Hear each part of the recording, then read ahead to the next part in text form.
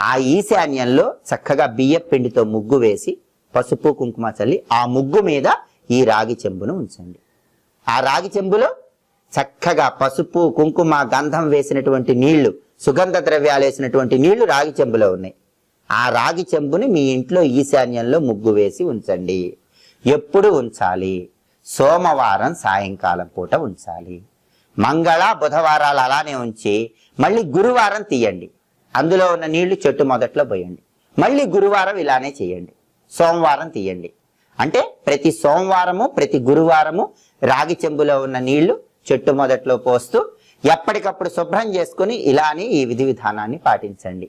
ఎవరైతే ఎప్పుడు ఈ విధంగా మీ ఇంట్లో ఈశాన్య దిక్కులో ముగ్గు వేసి ఆ పవిత్రమైన రాగి చెంబును ఉంచుతారో వాళ్ళ ఇంట్లో లక్ష్మీదేవి ఎప్పుడు ఆనందంతో నాట్యం చేస్తూ ఉంటుంది. మీ ఇల్లు విడిచి వెళ్ళమన్నా వెళ్ళదండి. అనేక మార్గాలు